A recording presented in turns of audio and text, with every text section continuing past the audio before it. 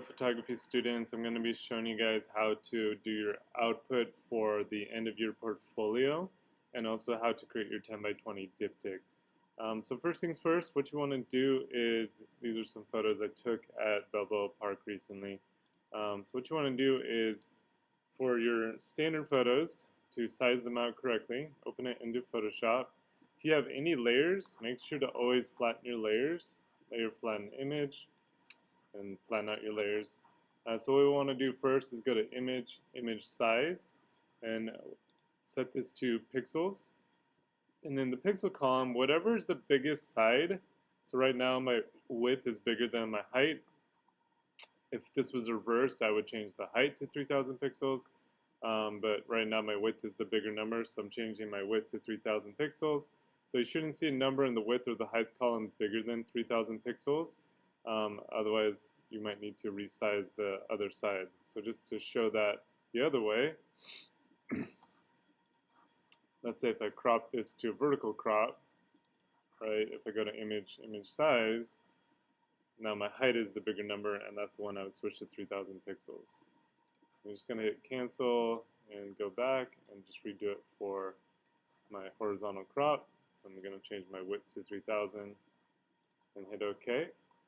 Then I just need to go to Edit, Convert to Profile. Convert to Profile allows me to change the color profile to the web color space. So if the destination space doesn't say sRGB, just click on this tab here. And it's about, you can either use the top one or the one here. It's the same thing. And just make sure it says sRGB and hit OK. And so I opened it. I flattened my layers. I sized it down to 3000 pixels. I converted it to sRGB.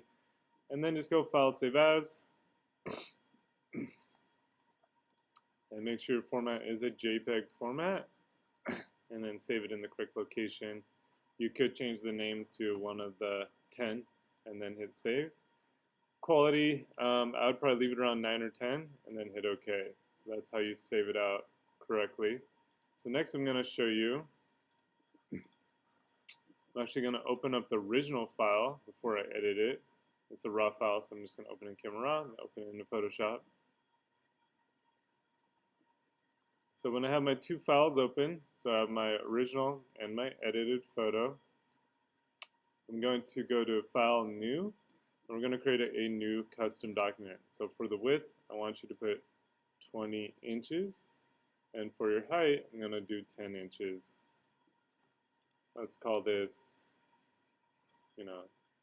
image enhancement. And then for the background, you can click on it, or you can click on the where it says custom here and just do white, or you could choose a color. I would just do white for this one. It makes it easier. You can have it already set to sRGB for the color profile, so you don't have to switch it later, and then hit create.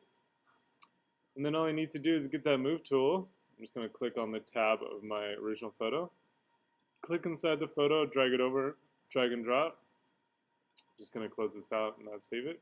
So again, I should have my layer, and then I'm just going to drag over this one, drag and drop it into my 10 by 20, and I can close this out. So I should have my two layers. So on the first layer, I'm just going to go to Edit and free transform it. So you might need to zoom out if it's really big, and just click on one of the corners and you can drag it over. Once you're done, just hit the check or double click and it'll commit the free transform. Get your other layer turned on, and then we're just going to go to edit free transform, size it down.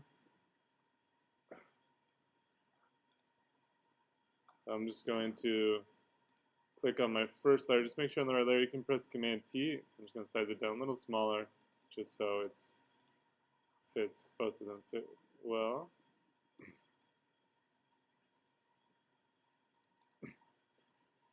If you want to add text, you can. There is a horizontal type tool.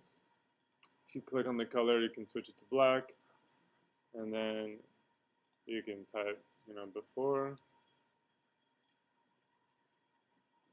And if you want to change the size of it, just go up here. Let's do like 72. There we go. You move it around. I'm just going to click on my type tool again, click over here, and do after. let's kind of line it up. There we go. So don't need to put before and after. I can kind of see that, but if you want to, that's cool. But the main thing is just create the new document 10 by 20 inches, and then once you have it, drag over your before and after photos, and then free transform them so they fit on the page. Once you're finished, go to Layer, Flatten Image, flatten those layers out, and File, Save As.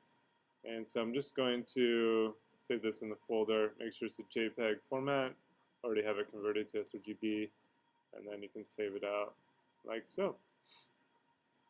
Alright guys, thanks for watching.